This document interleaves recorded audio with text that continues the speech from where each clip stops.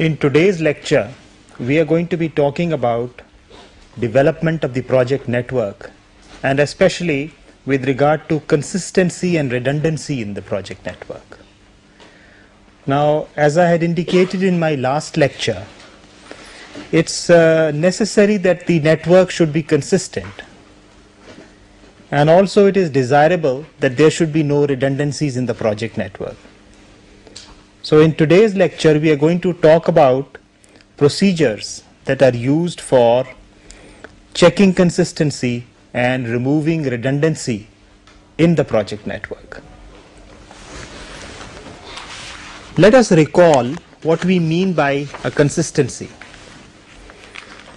A consistency check broadly means that any project network should not contain any cycles. For instance, this small network is an example of a consistent network because it does not contain any loops. All the arrows are so directed that they go and define various paths without defining any loop. You would recall that the presence of a loop in a project network indicates an inconsistency because it implies that the activity should be completed before it is started, and that is the logical inconsistency which comes up, and therefore we must not have any inconsistencies in the project network.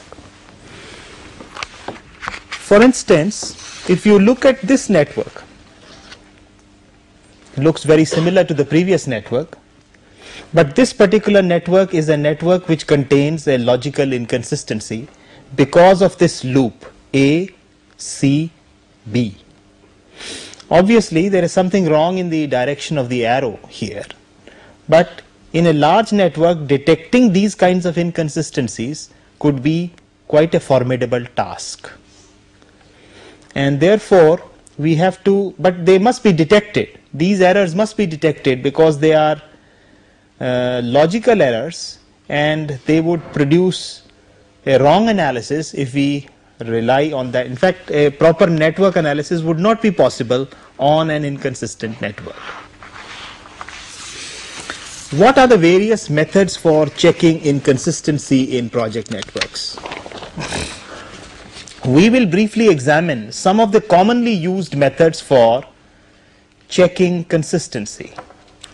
These methods are: the first method of checking consistency in project networks is the process of ordering the activities in topological order, as they say. Topological ordering of activities is a method which is perhaps the most popular method for checking consistency, and in essence this method tries to make sure that the activities are ordered in a list such that no activity appears until all its predecessors have appeared. So that is the essence of the procedure. The second method for checking consistency of project networks is Fulkerson's numbering rule. Fulkerson's numbering rule is actually a procedure by which we take a network and number the nodes of the network in such a manner that for every activity going from node I to node J, the node number I is strictly less than node number J. If you can accomplish this numbering, it shows that there is no inconsistency in the network. So this is again a very effective, very simple procedure for checking consistency of project networks. The third procedure, which we are going to be talking about today, is the procedure of squaring the adjacency matrix. The adjacency matrix for a project is a matrix representation of the project. Rather than representing the project as a network, it can also be represented as various matrices.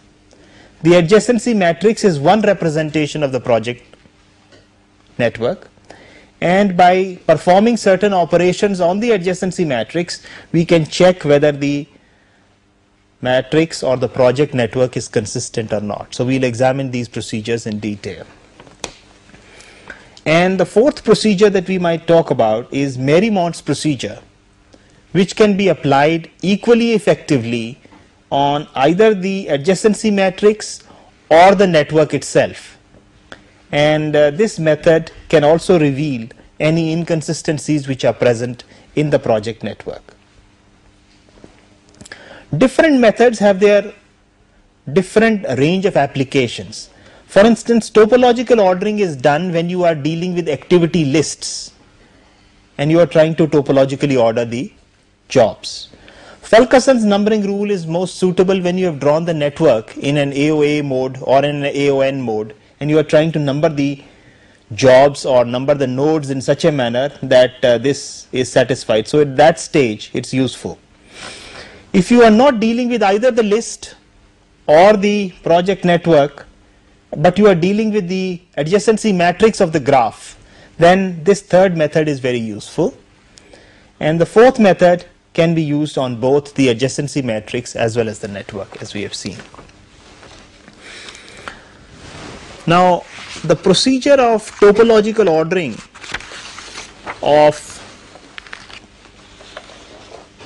activities can be summarized as follows. The first step in the procedure is select a job which has no predecessors and place it on the top of the list. Obviously, such a job is a source which has no predecessors. It's a source in the network, or otherwise it's a job which has no predecessor. So you identify such a job and place it first on top of the list. Step 2 is delete the job just placed from the predecessor list of all remaining jobs. The job which has just been placed is deleted from the predecessor list of all the remaining jobs. In this process, you can hopefully generate some new sources because that job has been deleted from the predecessor list of the jobs. So in step 3, what you try to do is you identify any new sources, that is jobs without predecessors, so generated for placement on the list, and then go back to step 2. So you keep on applying these steps in an iterative fashion till one of the two things happens.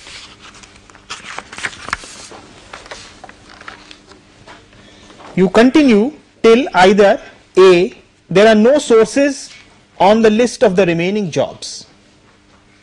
If there are no sources, but the list is not yet empty, there is a list of remaining jobs, but there are no sources. If this happens, this shows the presence of an inconsistency.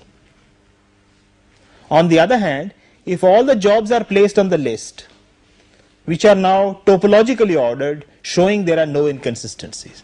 So if there are no jobs remaining, you are able to place all the jobs on the list.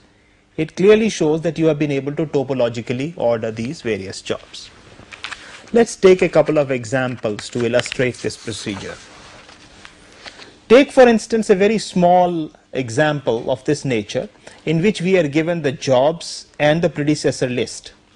And what you can see is that this list, A1 is a job without any predecessors, A2 is a job without any predecessors, then A3 comes on the scene and its predecessor has already appeared on the list, A4 comes on the scene, its predecessor has already appeared on the list, and then A5 comes, so A2 and A3. So we have been able to topologically order the jobs. So this is a topologically ordered list. It shows that the network is consistent, and you can see that the project network is actually a network something like this. It has no loops. Okay. Let us now take an example of an inconsistent project network. If you look at this example, for instance, where look at the list first. We are talking only about the list to begin with. Job A1 has no predecessors, A2 has no predecessors, so this is on the list, all right. Then A3 is placed, it has predecessors A2 and A5, but A5 has not been placed on the list, so it cannot be topologically ordered. Similarly, A4 has A1 and A3, both A1 and A3 have been placed. This is of course in the correct order. So you can find that there is no way that you can topologically order this list. You cannot place this list in topological order. And if you draw the graph for this, you find that in this case there is a well-defined loop here. So this is an inconsistency. So the inconsistency can be revealed by the simple fact that we are not able to topologically order the list by means of the procedure which we just identified. And therefore, this is an inconsistent network. Let us now examine Fulkerson's numbering rule.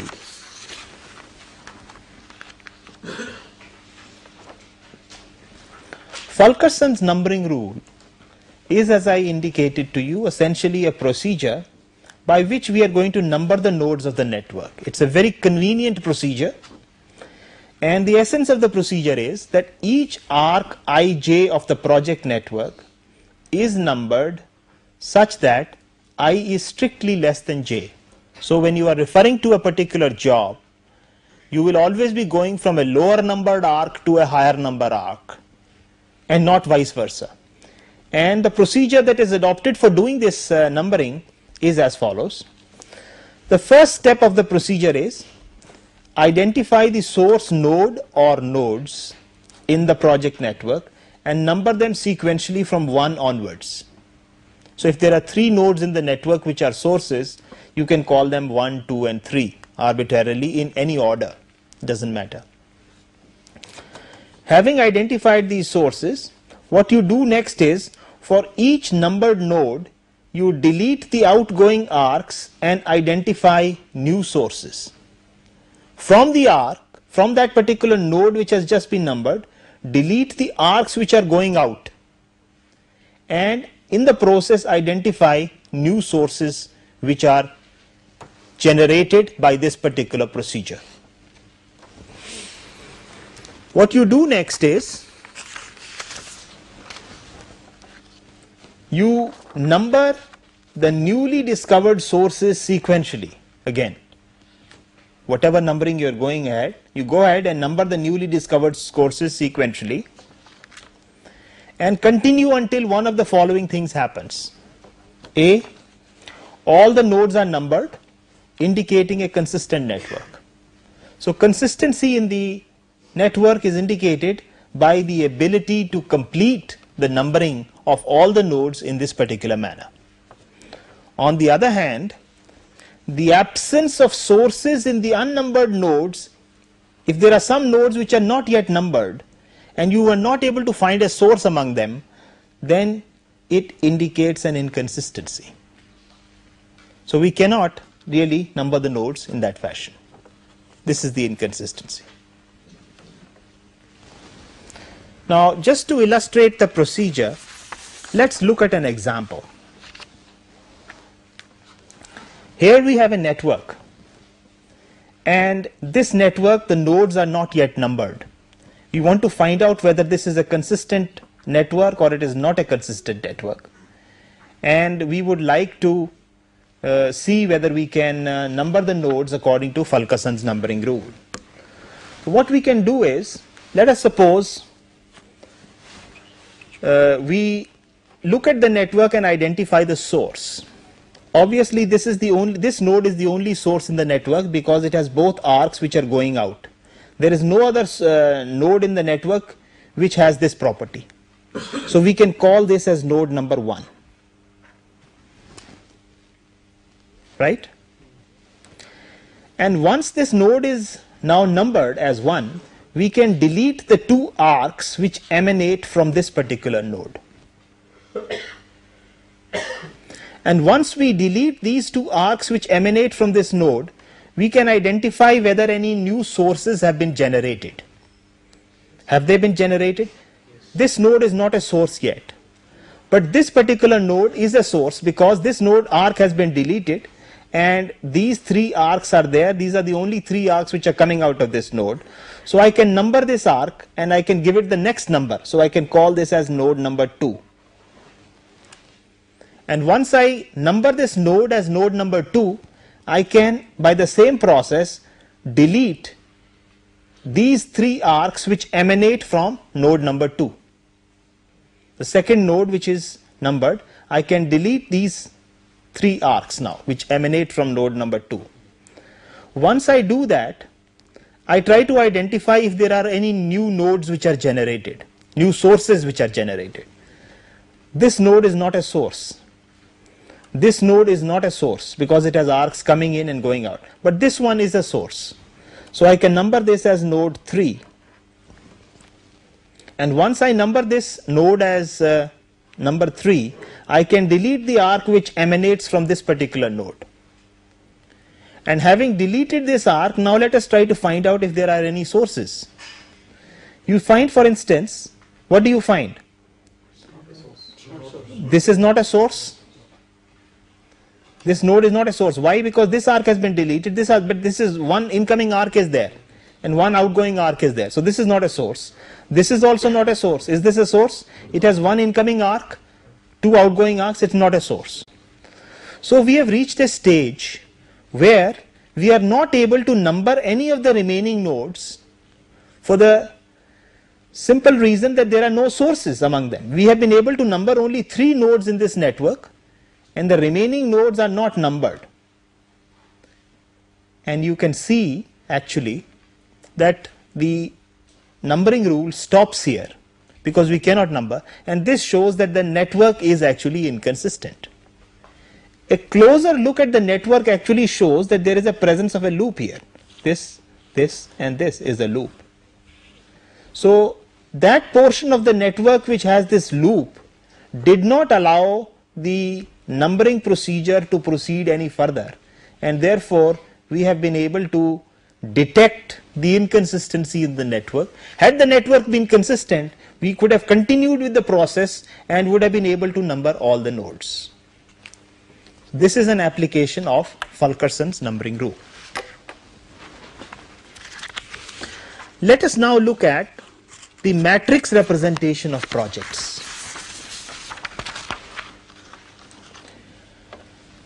You see, in many computer applications and in other applications, it's not the project network which can be stored as such in the computer, but it is stored conveniently as a matrix.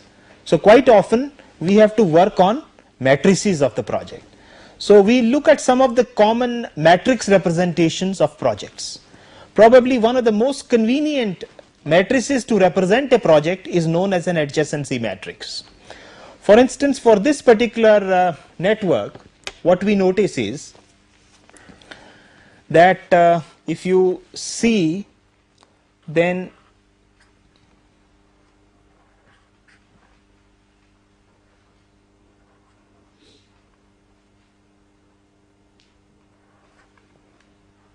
we can number this network according to Fulkerson's rule, isn't it? Because each arc is now numbered such that I to j is less than.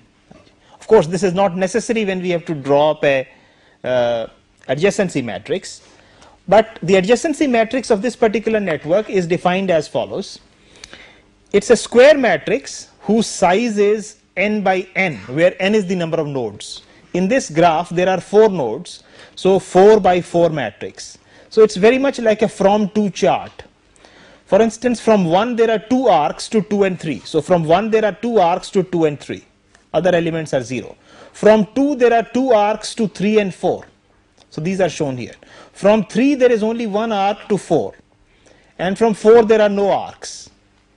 So it's a matrix of zeros and ones in which you find that the ones indicate arcs. In fact, the number of ones is equal to the number of arcs in the network. There are, in this case, 5 ones. So these correspond to the 5 arcs which exist in this network.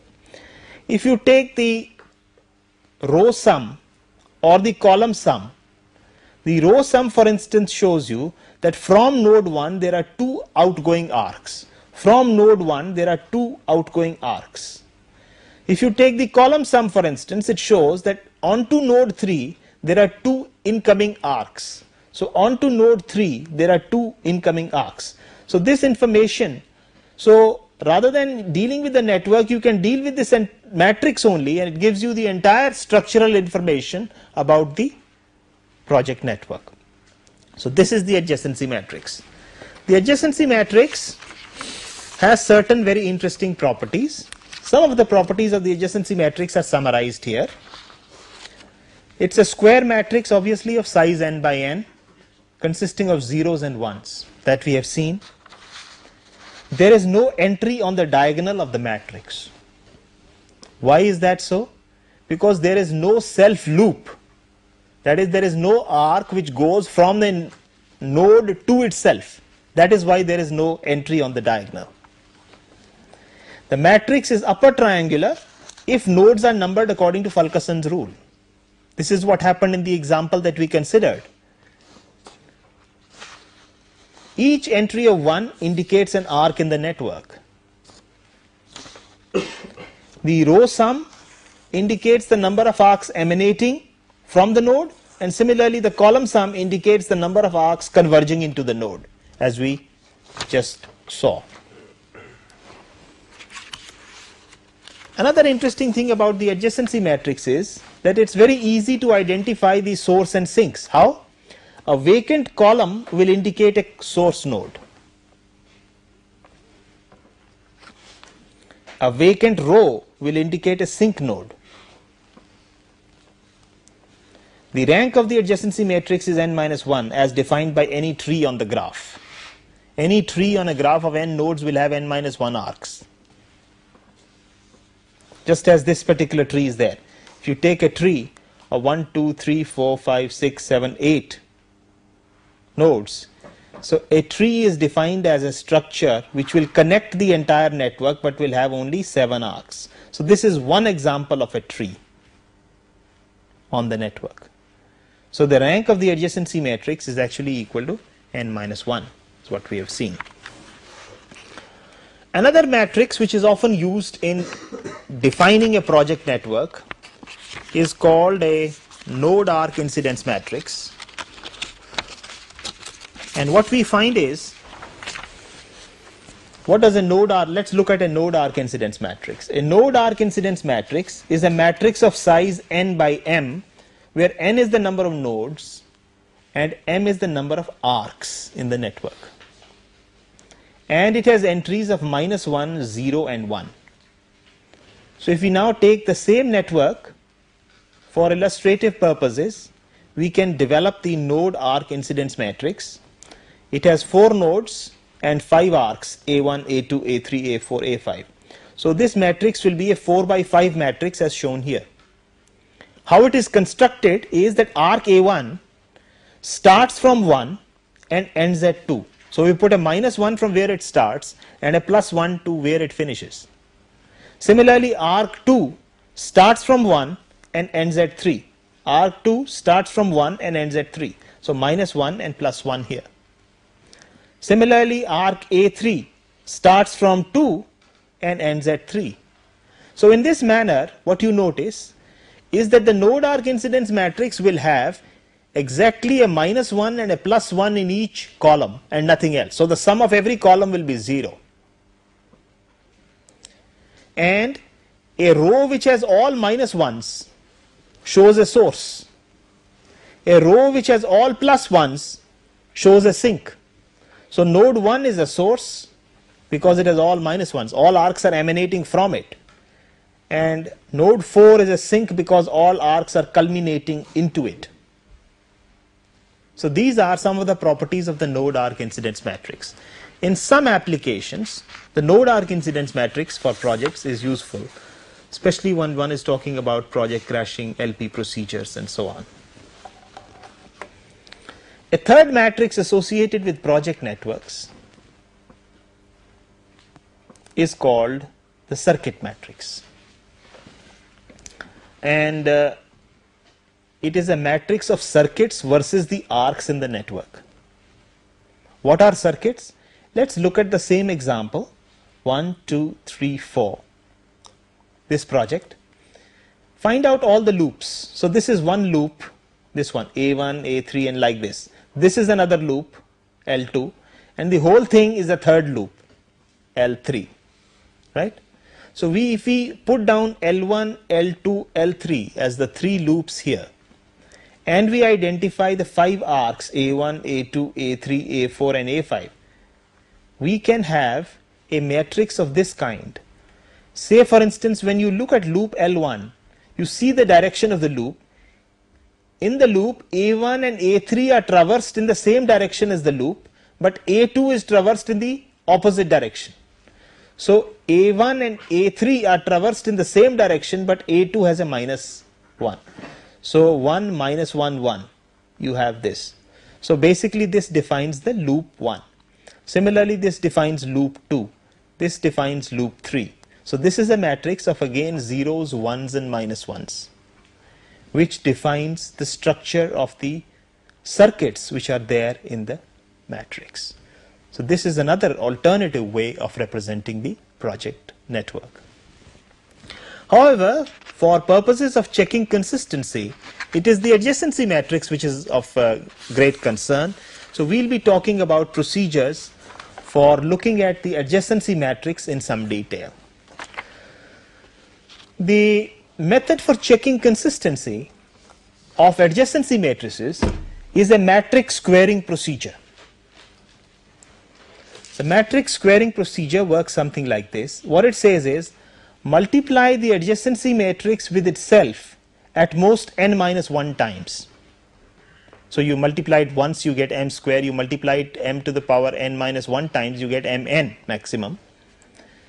And what should happen is that if the matrix is consistent, it must be nilpotent of index n or less, since in the absence of loops, the maximum spacing between any two nodes is n minus 1.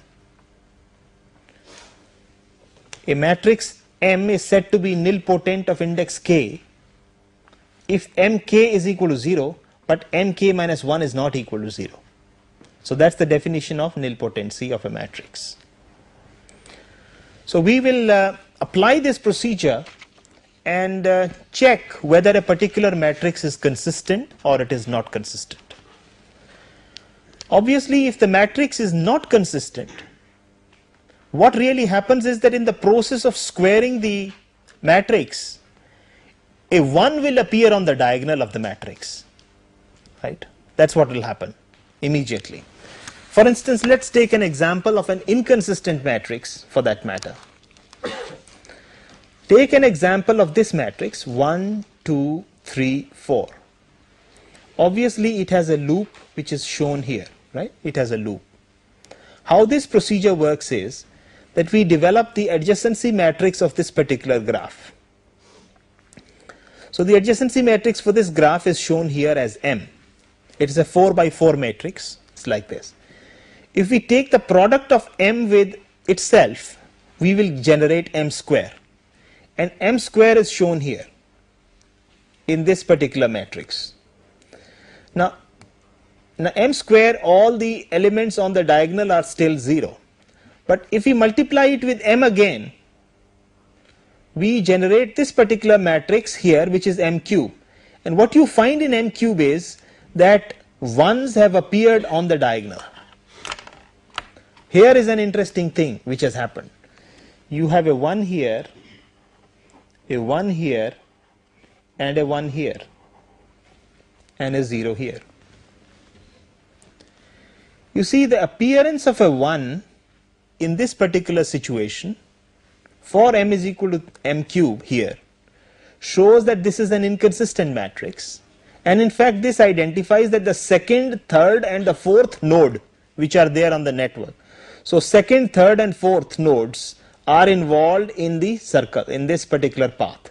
So we have been able to identify the second, third and the fourth nodes. These are the nodes which are involved in the cycle. So this squaring procedure automatically identifies the cycle as well and tells you that there is a problem here in the network. You see, the interpretation of M cube is really, it shows that from node 2 to itself there is a third order path. From node to itself there is a first order, second order, third order. So there is a path with 3 links. So this is the interpretation of a 1 which appears in this particular matrix here. So by squaring the matrix in this particular procedure, if you get ones, it shows that there is an inconsistency. However, what would happen if you have a consistent network? Let's take you will have ultimately, let's work a small example. and let's see what happens. Yes, please. So here, so if we give once on diagonal in the M4 matrix, Yes. that means that there the loop has 4 links. Yes. So means the number of matrix like M4 shows that the loop has 4 links. M5 shows loop has 5 links. That's like right. This. If you get a 1 in M4 on a network which has only 4 nodes, actually it should be all zeros, because in a consistent network the maximum distance between n nodes can be n minus 1, right? There can be at most n minus 1 arcs in a consistent network. So an inconsistency would arise only when there is a loop or there is some such thing. So you would have a situation like this emerging only when there is an inconsistency. If there is an inconsistency, you could still have M4 having something other than 0. But if it is a consistent network, M4 must be 0, all zeros. So that is the test for consistency. Take for instance this matrix. It's a small matrix, it's a consistent matrix. So in this consistent matrix, let us try to identify what is going to be for this particular matrix. For instance, what is going to be the adjacency matrix for this particular graph? See, from 1, there is no arc to 1 itself, there is an arc to 2, and there is an arc to 3, and there is no arc to 4. That's the first row, right? You see, you can imagine that this is node 1, this is node 2, this is node 3, and this is node 4. And we are going to node 1, to node 2, to node 3, to node 4. From 2, there are 2 arcs to 3 and 4. So there is an arc to 3 and there is an arc to 4, and these are the 2 zeros. Alright? And from 3, there is only 1 arc to 4. And all others are zeros. And from 4, there is no arc, so this is basically all zeros. So this is the adjacency matrix for this particular graph. This is M. Now suppose I was to multiply this matrix with 0, 1, 1 with itself.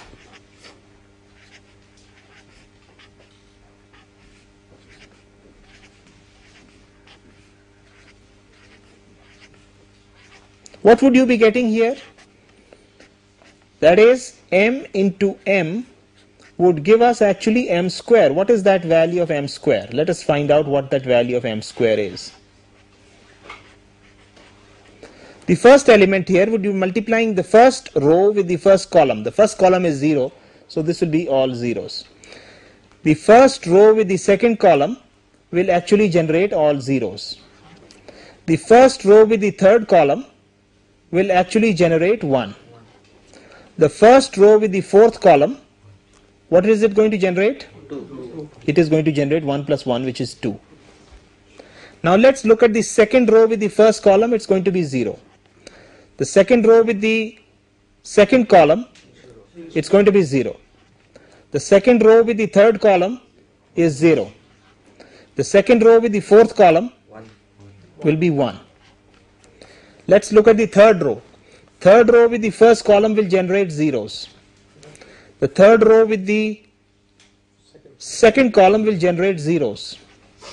The third row with the third column will be all zeros. And the third row with the fourth column will be all zeros. And let's talk about the fourth row with the, because it is zeros, everything will become zeros here. So my M square value is actually this. Let's talk about the interpretation of these numbers, because that's important for us. M square shows actually second order links. It shows that from node 1 to node 3, there is one second order link. From node 1 to node 3, which is the second order link? Obviously the second order link is this and this. 1, 2, 2, 3 is a second order link from node 1 to 3, and that is actually being shown in this matrix M square, right? It shows that there are 2 second order links between node 1 to 4. From node 1 to node 4, node 1 to node 4, there are 2 second order links. Which ones are these? 2 second order links means this particular 1, 2, 4 is one such path, this one, and 1, 3, 4 is another path. 1, 2, 4 and 1, 3, 4. These are two paths, and therefore there are two second order, they are both involving two arcs. So the interpretation of M square is the number of second order links that exist between node I and j in this particular network. So this is in fact M square. Now what we can do is, let us utilize this information to generate the value. Let's generate M cube for this, and for instance we found out that M square for this example is 0, 0, 1, 2, 0, 0, 0, 1, 0, 0, 0, 0 and 0, 0, 0, 0. This was actually nothing but M square. Let's multiply this with M. The value of M is 0, 1, 1, 0, 0, 0, 1, 1, 0, 0, 0, 1 and 0, 0, 0, 0. This was the value of M. So on multiplication I would be getting the value of M cube. So let us try to generate the values of M cube. You can see here, first row into first column will be 0, first row into second column will be 0, first row into third column will be 0, first row into fourth column will be 1. Second row into first column is 0, second row into first column, second column is 0, second row into third column 0, second row into fourth column is also 0, third row will be all zeros, and the fourth row will also be all zeros. So what you find is that when you discover the matrix M cube, we have, it shows that there is a 1/3 order link from node 1 to node 4. Which is that third order link? It is this one. This, this, this. It involves 3 arcs. So it's a third order link from this to this. Okay. Now let us complete this procedure by calculating M4 and try to find out whether the matrix is consistent or not. What we can do is, we can generate the value for M4 simply by multiplying the matrix M cube with M itself. So M cube we had just determined just now. This M cube is this particular matrix,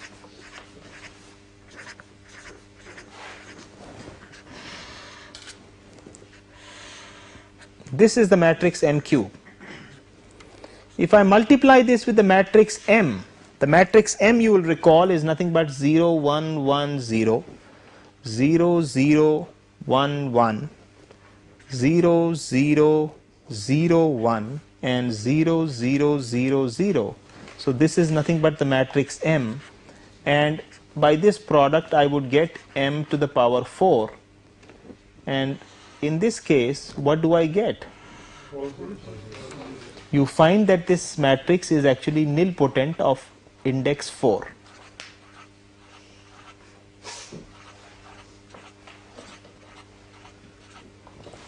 So this matrix is nilpotent of index 4. What does it show? It shows that the matrix is consistent. That is, if there are 4 nodes, then M4 must necessarily be all zeros. There should be no 4th order paths in this particular network. M cube can exist. It could be, so if a matrix is nilpotent of order Mn or less, it is consistent. If by multiplying up to Mn you still find that there are ones here or somewhere, it shows that there is an inconsistency, and the appearance of ones on the diagonals at any stage shows you or reveals the various kinds of paths which exist at that particular point in time. Now this was the matrix squaring procedure, which can be utilized for determining the consistency of project networks. Finally, let's look at Mariemont's procedure. In fact, Mariemont's procedure is best illustrated on a network. So we can take any network and try to illustrate Mariemont's procedure on the network itself. So let us say, for instance, that we have a project network which is nodes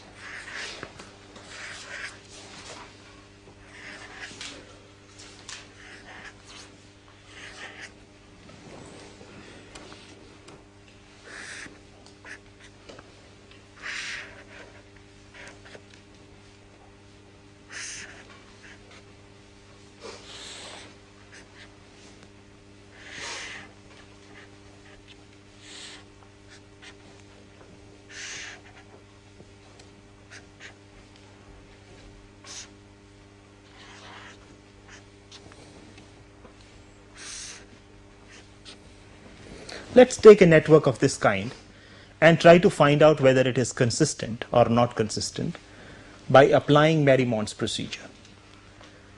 The procedure of Mariemont, it's not necessary that the nodes be numbered. We can number them. Let's suppose we number these nodes arbitrarily. 1, 2, 3, 4, 5, 6, and 7. Let's suppose that there are 7 nodes, and let's say there are a number of arcs. In this case, the number of arcs is, A1, A2, A3, A4, A5, A6, A7, A8, and A9. Say there are 9 arcs and 7 nodes in this network, and you want to apply Mariemont's procedure. The procedure actually proceeds by looking at the network. You identify the sources and the sinks.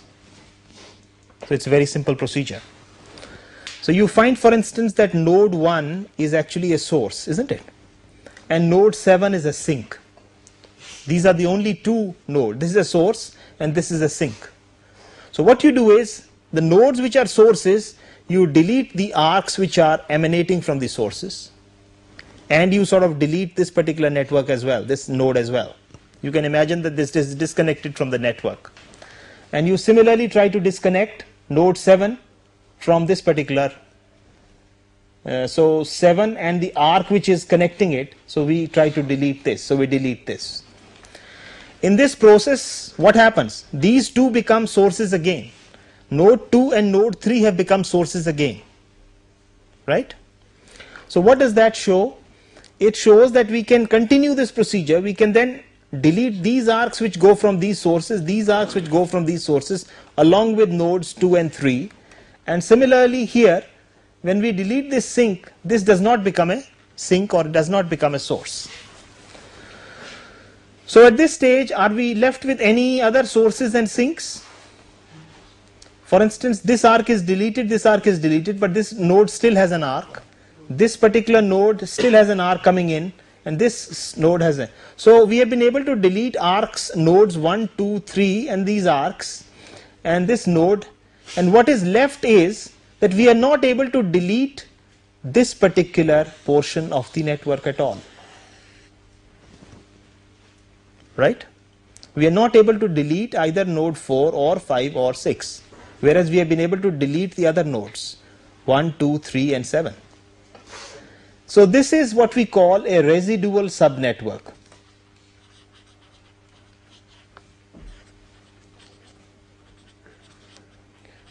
So the presence of a residual subnetwork actually shows that there is an inconsistency. And actually you find that in this particular example that there is a cycle present in these particular nodes. That means in the Mariemont's procedure, if you had been able to continue this procedure right through, you would not be left with any residual network. You have been able to delete everything. Right? That is what it would have been possible to do.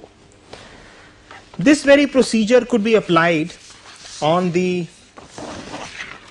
adjacency matrix also. rather than on the graph. How can it be applied on the adjacency matrix? I'll just give you a hint. If you take the same example, the network that we considered had 7 nodes. So if we construct a 7 by 7 matrix,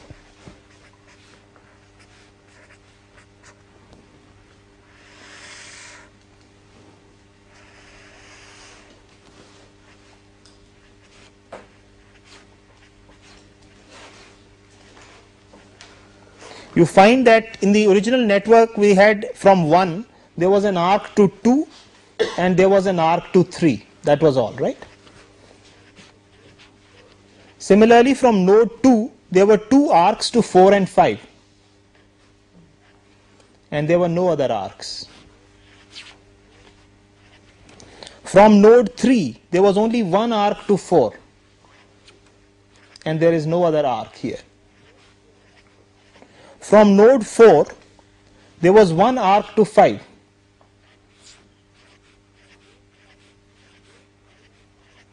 from node 5 there was 1 arc to 6.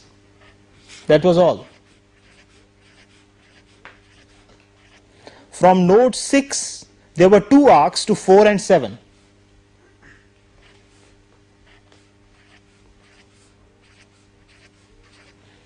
And from node 7 there was no arc.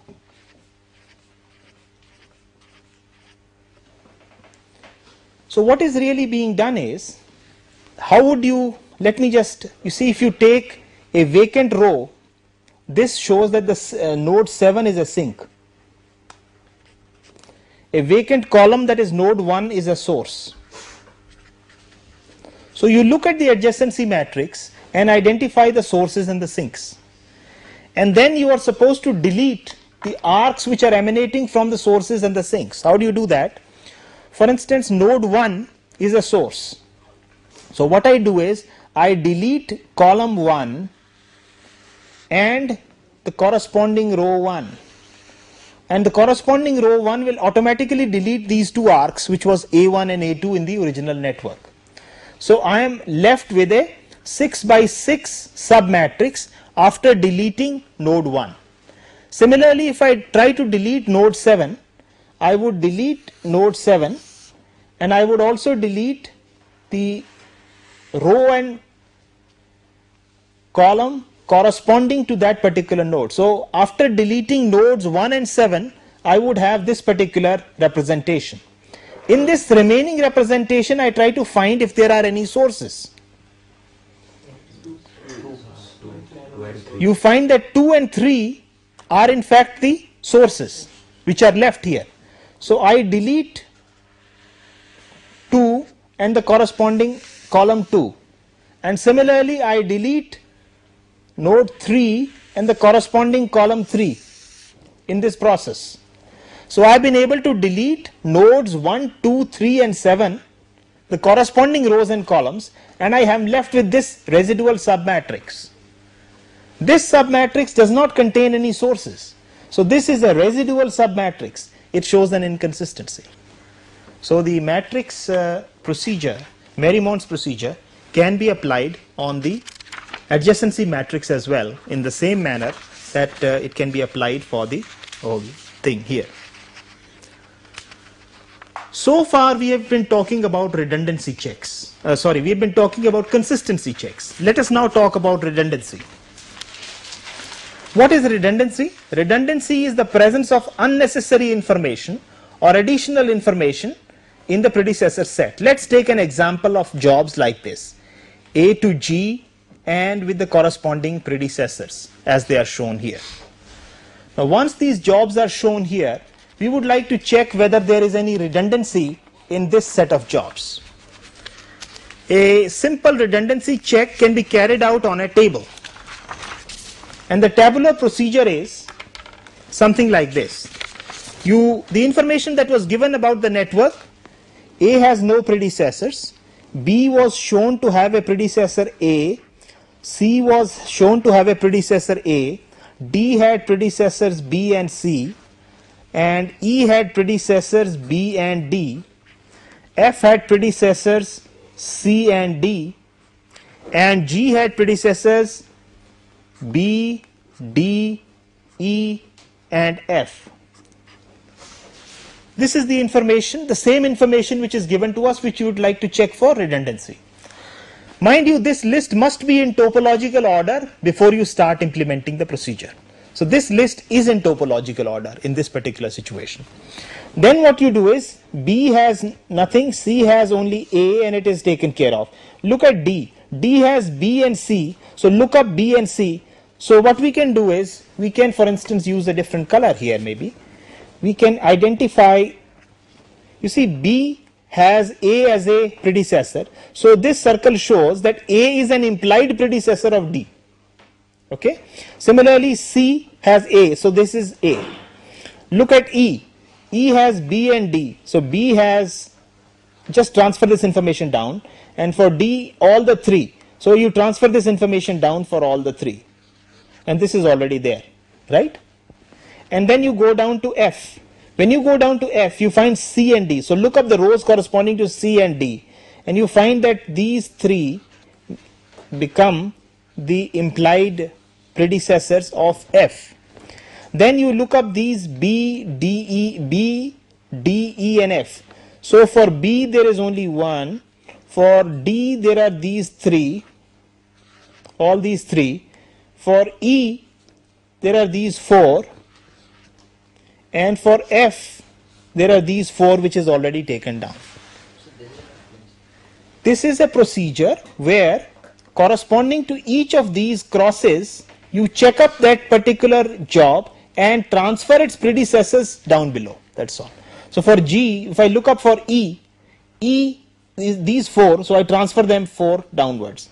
So it's like trying to say that these are now the distant predecessors of this particular job, or the implied predecessors.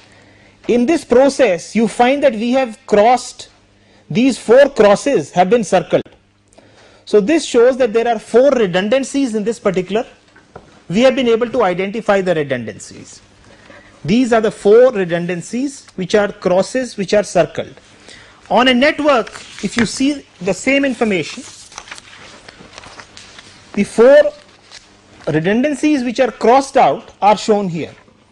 The ones which are crossed out, that means these are the unnecessary arcs which you don't have to specify. This has been discovered on the, through the redundancy thing.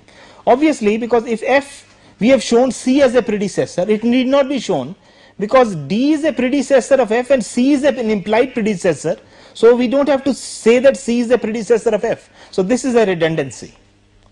So in some cases redundancies might be easy to spot, otherwise you'll have to look for a systematic procedure by which it can be done in this particular manner. So this is a procedure that you can adopt for removing redundancies. So let us see what we have tried to do in this particular lecture. By and large, we have looked at the problem of consistency in a network, and we have seen that consistency in a network implies the absence of loops, and this can be tested by a variety of methods. The four methods that we have adopted or which we have studied in today's lecture are topological ordering of jobs, Fulkerson's numbering rule, squaring of the adjacency matrix, and the Marimont's procedure for reducing this. Then we have looked at procedures for redundancy, and we have seen that redundancy in project networks is the presence of unnecessary additional precedence information that tends to clutter the network. These can be removed by either inspection for small networks or by the tabular method to generate the predecessor successor matrix, which is what we had done for this example. And finally, we have seen that consistency checks and redundancy removal are basically a part of what we call preliminary network manipulations, which yield a valid, well-pruned network for further analysis. And these are generally a part of a good computer package.